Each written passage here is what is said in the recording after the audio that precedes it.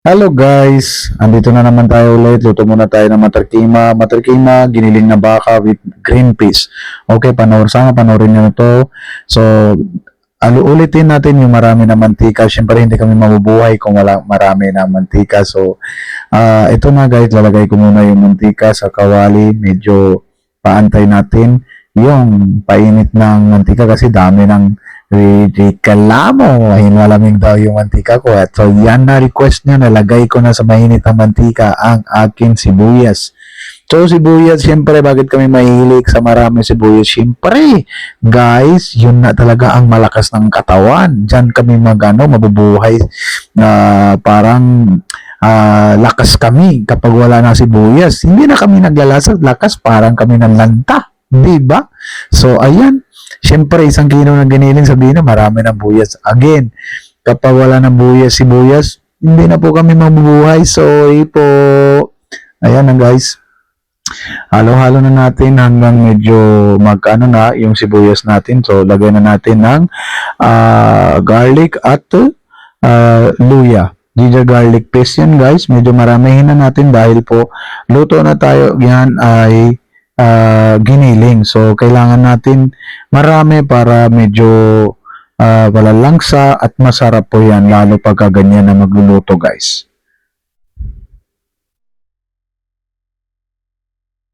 So, yan, halo-halo na ulit hanggang ano na yung sibuyas natin. Matar, kima. Kima means giniling. So, yan, 1 kg ang giniling na baka natin. Lagay ko muna. At matar means green peas. Okay? Pwede din kayo na maglalagay na patatas din. Kaso ako hindi ko po lalagay kasi yan po talaga ang menu ko, matar kima. So yung mga tikman na yan sa ibang bansa, alam naman nila yan kung anong lasa yan guys. So yan, nahalo-halo ko na ulit. Hanggang medyo ayan na guys. O diba? Wala na yung sibuyas. Yung sibuyas talaga guys, nadadala yung lasa kahit ano man ang luluto namin. Talagang yun talaga yun. Para sa akin ha, kasi dami kami magagamit na sibuyas. Ayan na po. Green peas. Half kg yan po green peas. So nalagay ko na din kasi para maluluto din, sama ko na din na kamatis.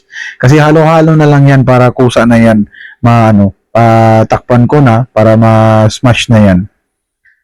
Ayan, lagay ko na din green chili paste, naubos ko na din. Gayahin nyo guys, malay nyo, masarap din, di ba? Ang ingredients, susunod, available na sa store ko yan po guys. Yung lahat na ingredients pinapakita ko. Yung kung gusto niyo maraming magluluto ako, marami recipe ni Pakistani, mag-comment na lang kayo. Kakayanin ko kahit ang gusto niyo paluto, pero one by one tayo guys ha. So yan, halo ko na. Giniling, na baka, sibuyas, kamatis, green peas, andun na po lahat. Ayan na po, labas na yung tubig ng giniling. Siyempre kahit giniling, kailangan pa rin natin magluluto para siyempre hindi na hilaw, di ba? So yan, lalagay na natin ng mga ingredients. May red chili powder, turmeric, cumin seeds, garam masala, paprika, at siyempre salt. Yun lang po, Lauren, star anise. Meron, andyan na po. So yan na guys. Lalagay muna natin. Pwede sabay-sabay lahat. Wala nang yung itulad ng iba. Lagay mo na ito, lagay mo na ganito, lagay mo na hindi. Sabay-sabay na lahat ha. Ganun pa rin, luluto pa rin yan guys. Don't worry. So yan na. Kailangan maggisa ang maigi pagdating sa karne. Okay? Kaya na po yung lalagay natin mantika para para magisa na maigi. Pero nasa inyo po yan. Kung gusto nyo patanggal yung mantika in the end, nasa inyo po yan.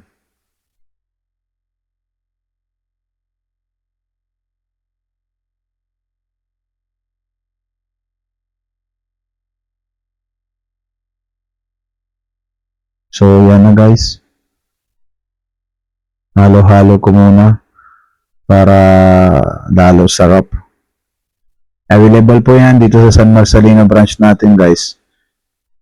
Tikman nyo muna, partner, dalawang roti, sarap yan. Ayan na, malapit na, mukhang lapit na po guys.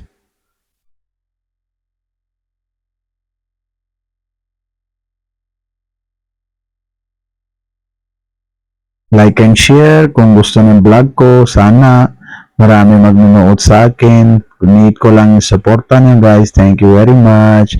Ingat po kayo. God bless you. Ayan na po tsura ng motor kima natin. Thank you guys. See you